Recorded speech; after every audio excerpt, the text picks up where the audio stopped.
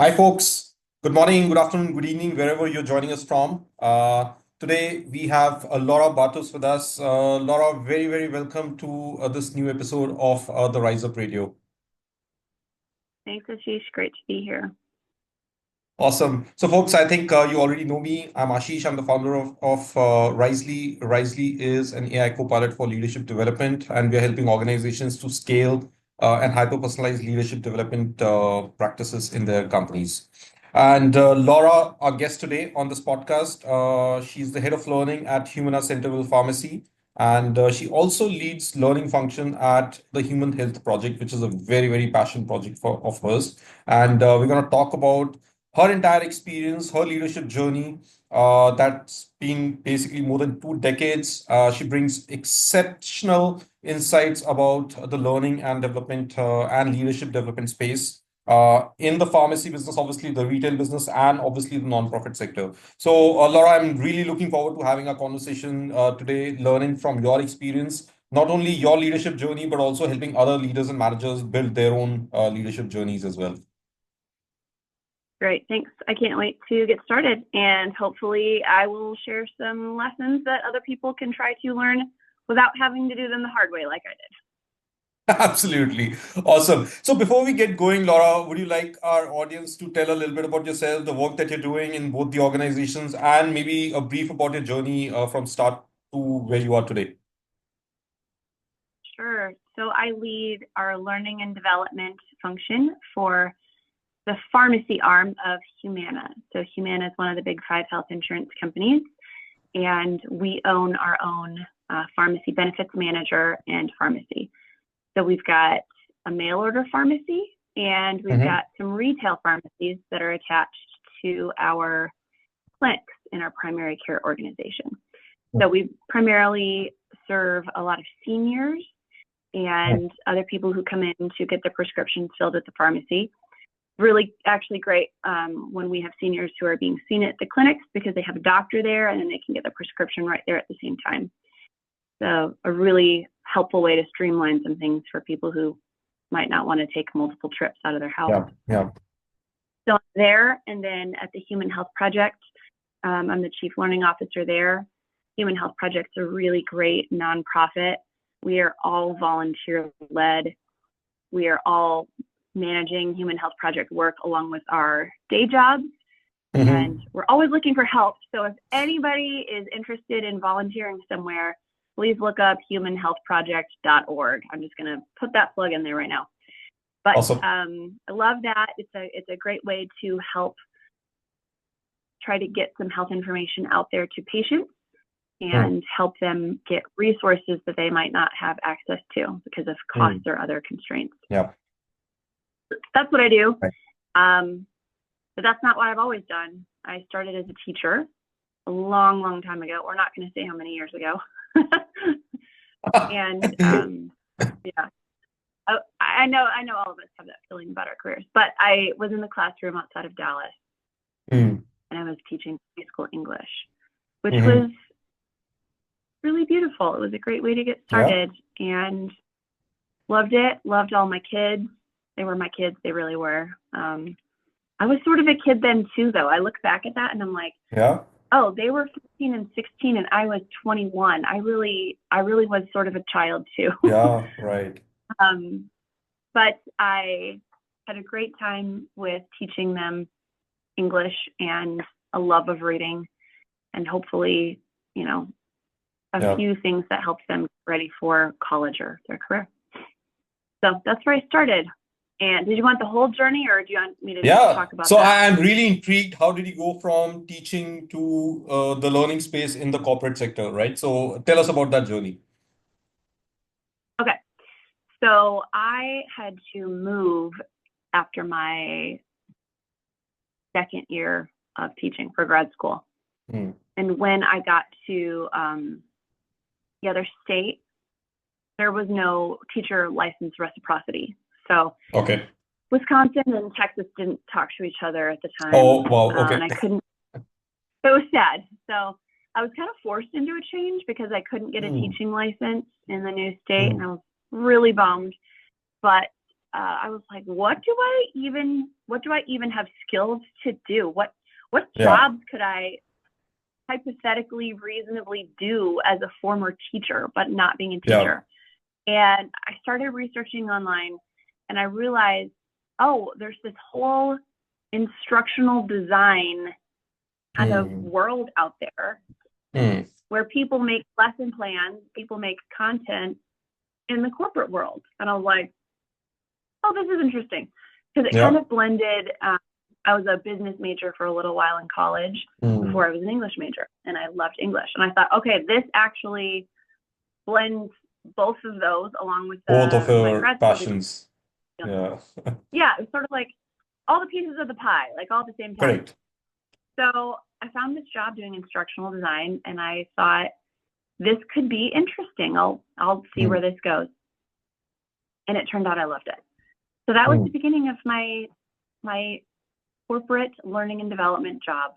And I really, really loved the work. I had to find the right company. So I changed from that smaller company to a bigger company. That Hmm. bigger company was Humana.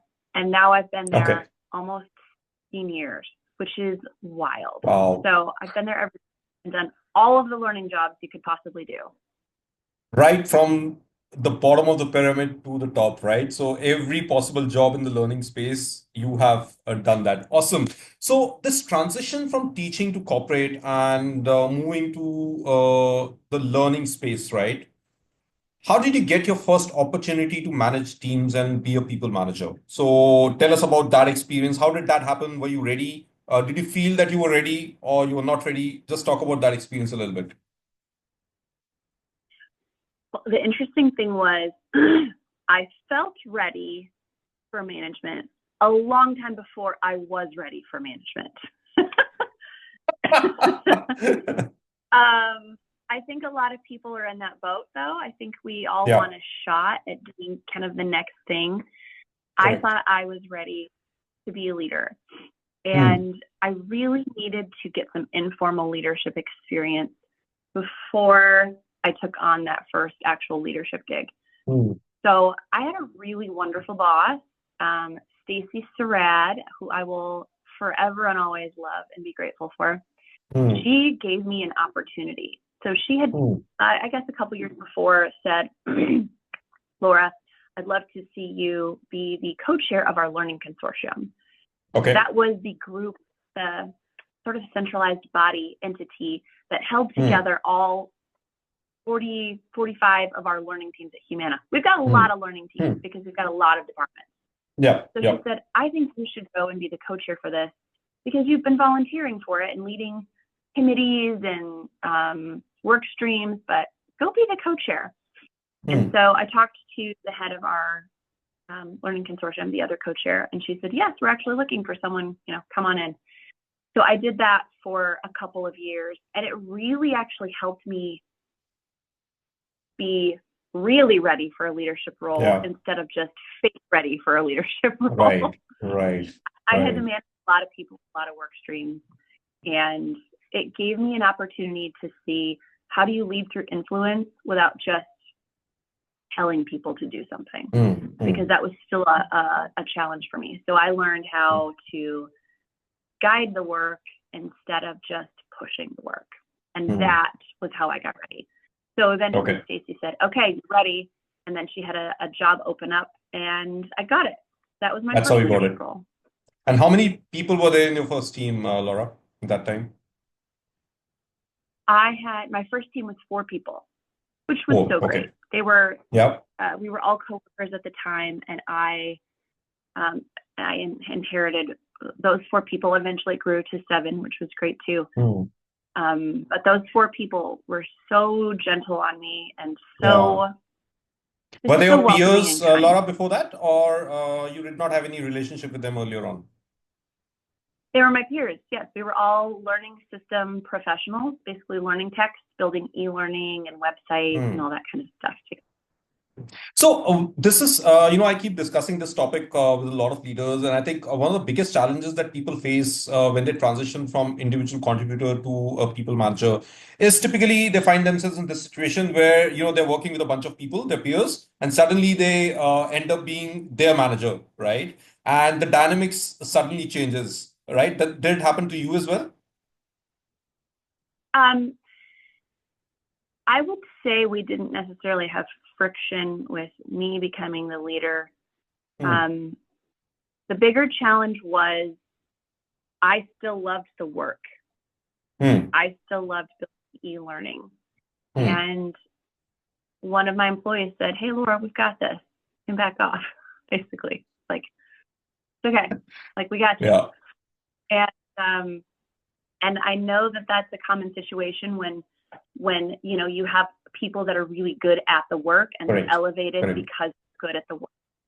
Correct. So I'm more aware of that now, of course, than I was back then. But Hmm. it's a very common situation. You're great at what you do, and people think, "Hey, you're ready for a next shot," and then you Yep. get up there and you have to Yep. figure out, am I actually good at this?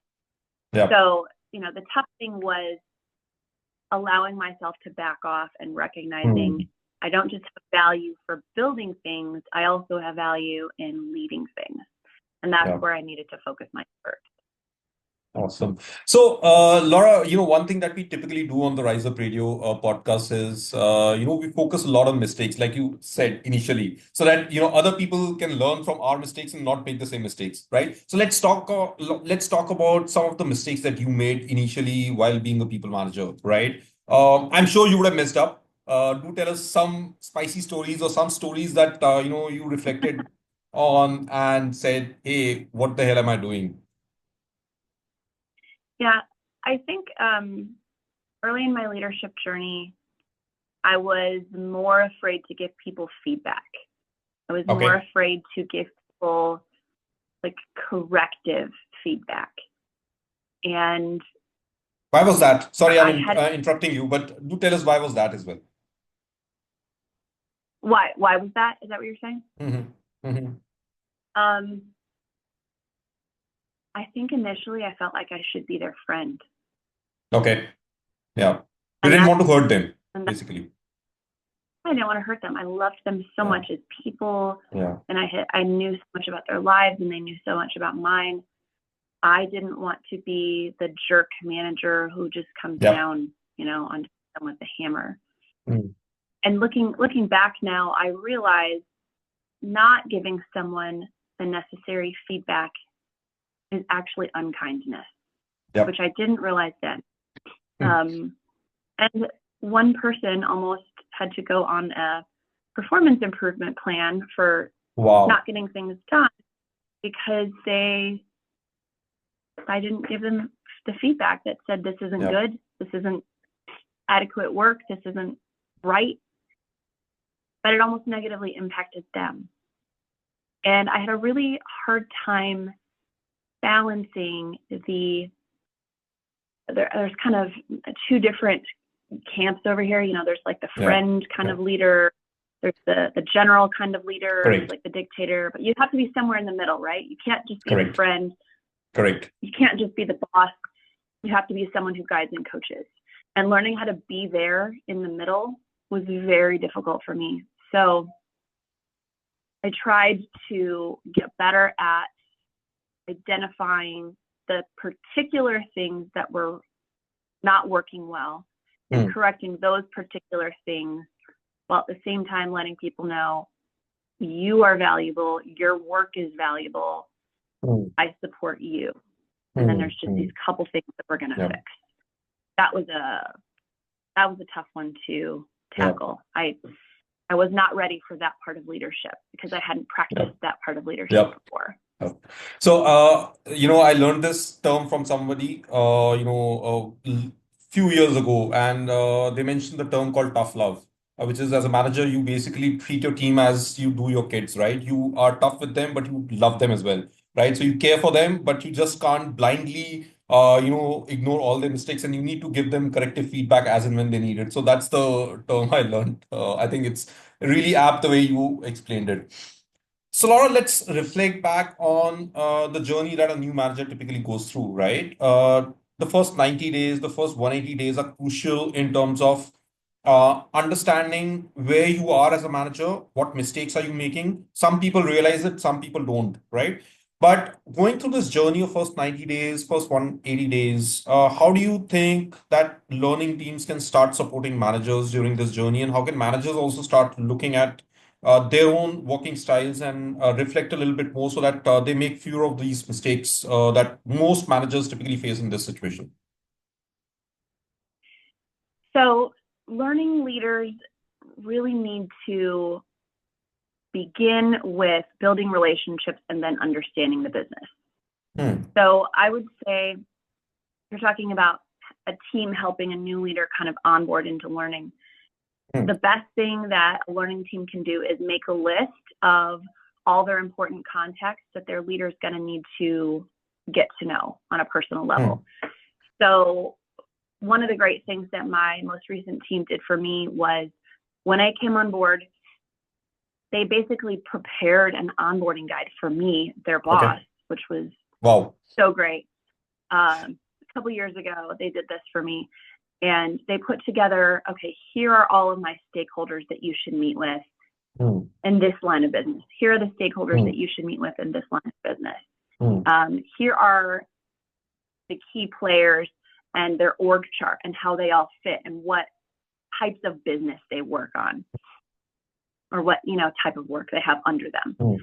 That was really helpful to me because in my first 90 days, I needed to make connections with all of those people, set up ongoing meetings going forward. That's really important to have those ongoing touch points just as people, not as like project based connection. And then start to learn the different work streams. So the support that my team gave me in like basically helping onboard me actually propelled me more toward, okay, now I've got the connections that I need. Now let me go learn the work of the pharmacy, which was like drinking from a fire hose, frankly, because I came from Market Point, which is our sales arm.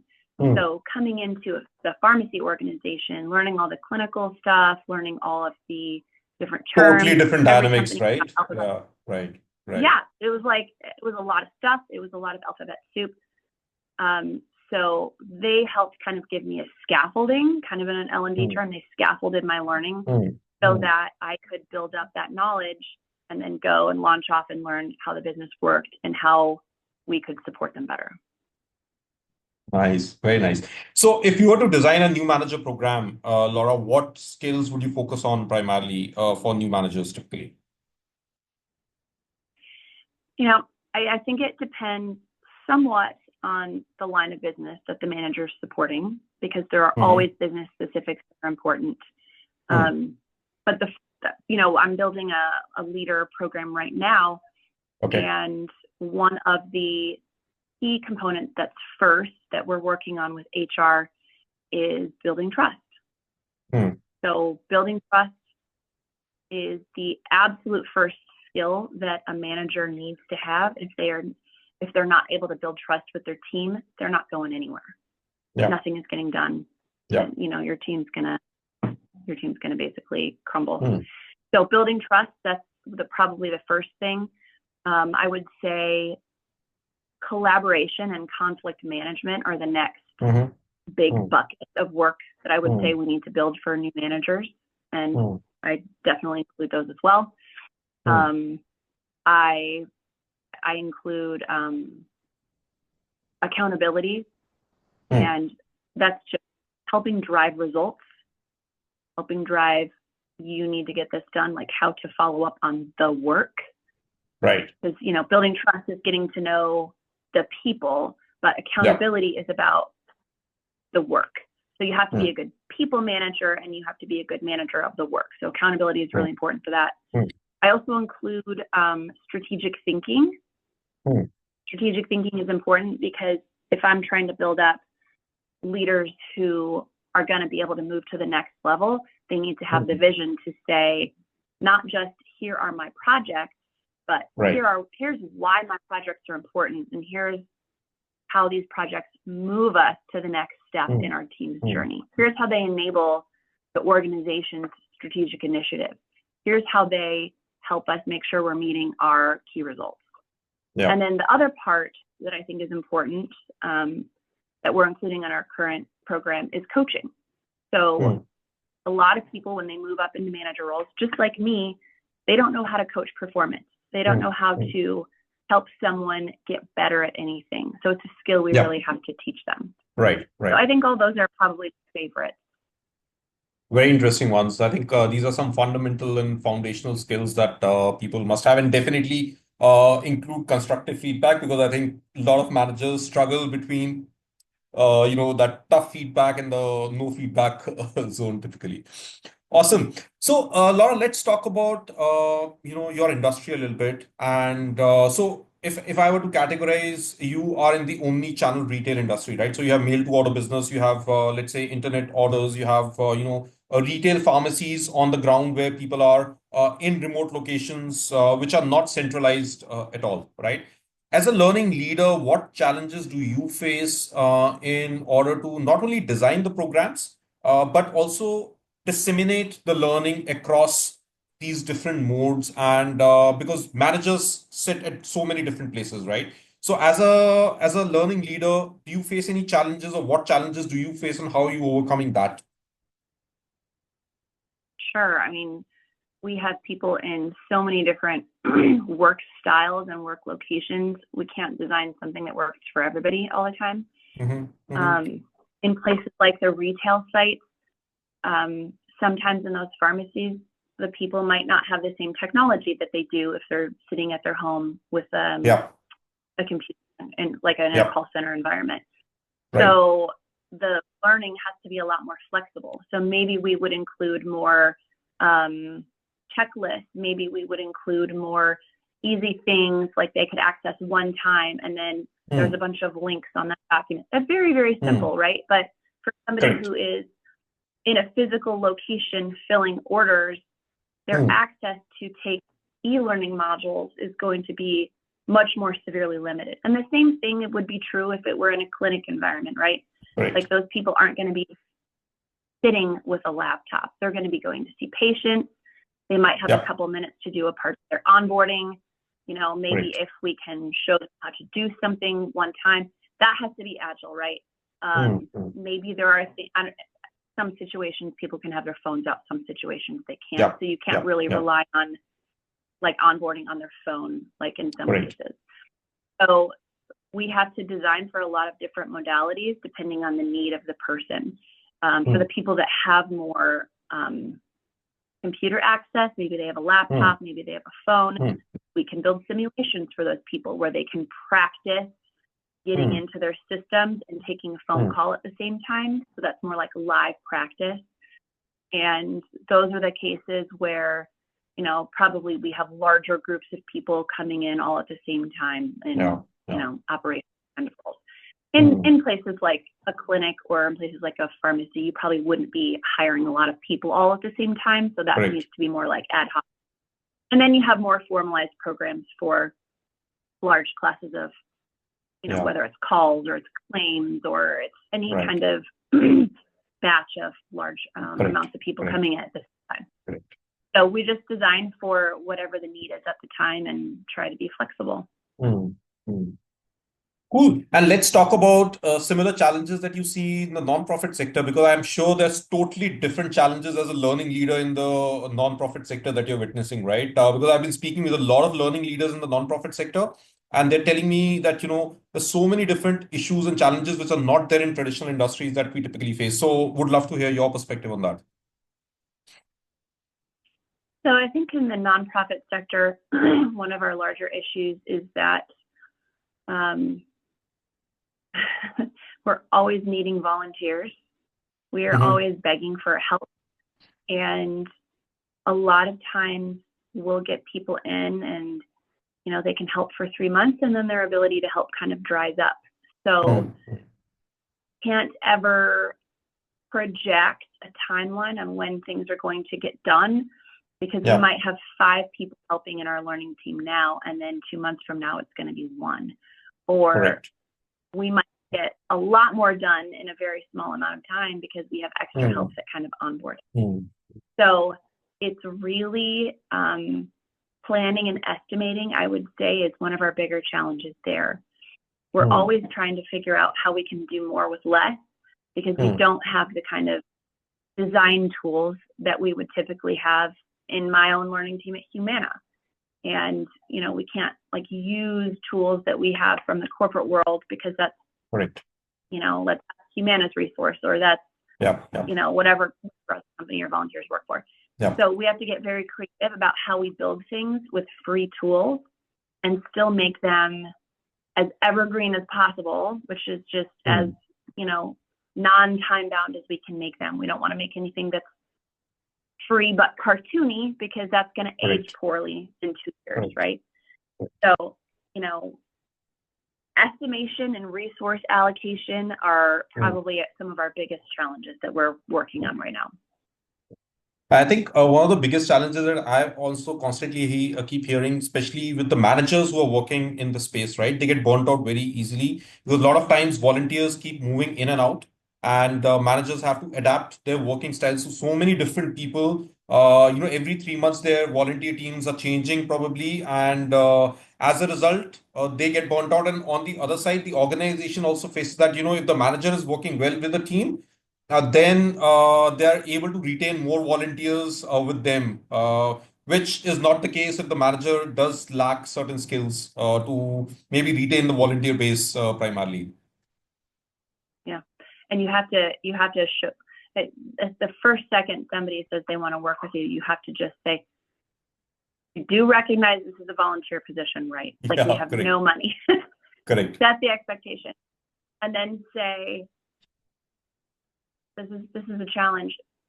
You are free to work with us for as long as you have capacity, but please know when you don't have capacity, we're not asking you to stay longer than that. Just give what you can. Because we don't want people to get burnt out and fried and hate their experience being there. We want people to, if they have time in the future, say, "Hey, I can come back. I've got a few hours. How can I help?" And they need to feel like their work was valued, and also we don't have unrealistic expectations of them. Awesome. I have one last formal question, Laura, and I'm going to move to some informal questions after that. So one last formal question is, if somebody's starting their people management journey today, what advice would you give them? So someone who just started their first leadership role? Yes. Ooh. I would say, let your team help you.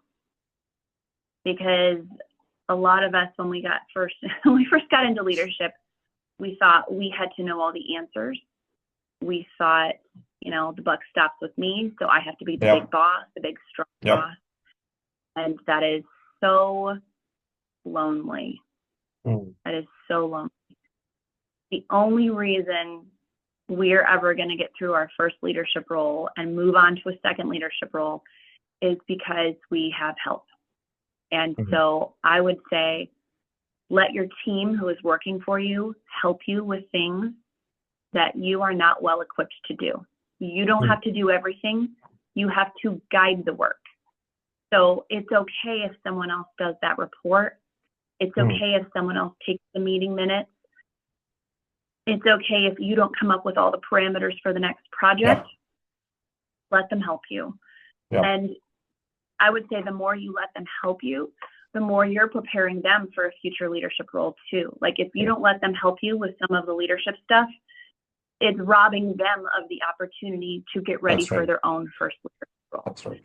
And I didn't recognize that at first because I was like, oh no, I'm the leader. I have to do all this stuff. And then I realized, wait, these people are not going to be in this role forever. They're going to want to be leaders, some of them one day too. How can I get them ready for that too?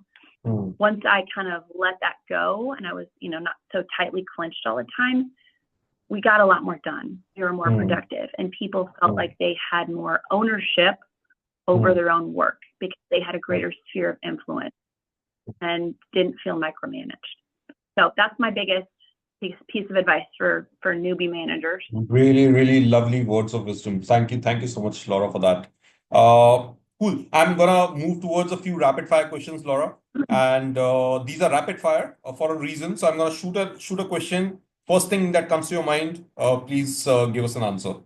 So, what is the one quality that you definitely look for when you hire somebody in your team? Oh, one quality that I really always hire for. I would say growth mindset. That's probably something that I always want, because I always want somebody who is willing to learn new things and be able to do their work in a different way. Because constantly we're faced with a different situation than last week. Yep. Awesome. And what is a deal breaker when you're hiring somebody? Oh, that's a good one. Somebody who can't work well or collaborate with other people. I never will hire somebody like that. I can help it. Awesome. Awesome. Let's get to know you a little bit from your personal side. What do you do in your free time? I go on a lot of hikes. I've got a hill right behind me, so I go on as many hikes as I possibly can. And then I listen to as many audiobooks as I can all the time. I'm always on Spotify audiobooks. Awesome. So one book that you would recommend today on the podcast? Yes, I will say I'm in the middle of one. I don't know if I can recommend it yet because we'll see how it turns out. But I did just finish The Obstacle is the Way by Ryan Holiday. It's on Stoicism. And that has been the book that I have been recommending the past couple months. Fantastic. It's about like getting through obstacles in your life and considering them blessings. Awesome. Awesome. Cool. Let's talk about feedback a little bit. If feedback was a dish, what dish would that be? If feedback was a fish? Was a dish, something that you eat, bowl of food or something. Was food. Which food would it be? Feedback. Gosh, this is a challenge.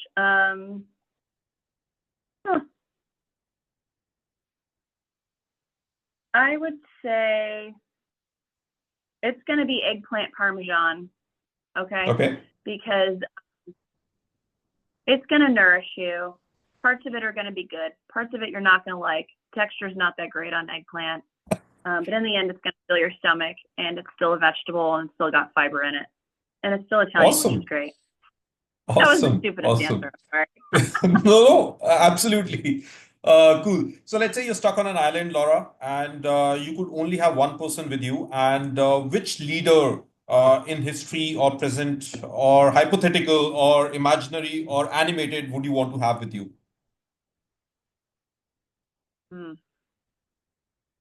Thinking of great leaders who would also be great at things like, opening coconuts and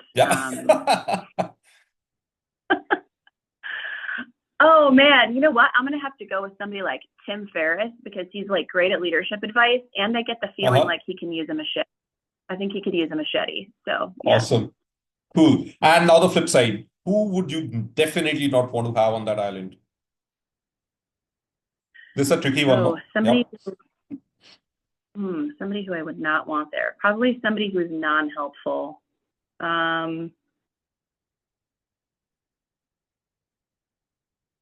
Gosh, this is a tough one.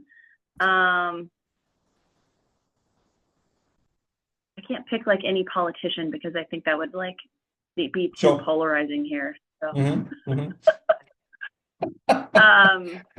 I think probably I'm going to go with like Margaret Thatcher because she's a tough broad, but I don't think she has many great life skills in terms of saving you on the island. Desert island. Saving you, yeah, great. I'd be stuck there with her. Yeah. Awesome. Well, great, Laura. Thank you so much for all the insights and your time today. I really had fun conversing with you, and I'm sure our audience is going to love it as well. And I hope you had great time talking to us as well. Thank you. Those were zingers at the end. I appreciated them. Awesome. Well, there you have it, folks. This is it for this latest episode of the Rise Up Radio. You folks take care. Until next time, I'll see you with a new episode with a new guest. Until then, you folks take care and be safe. Bye-bye.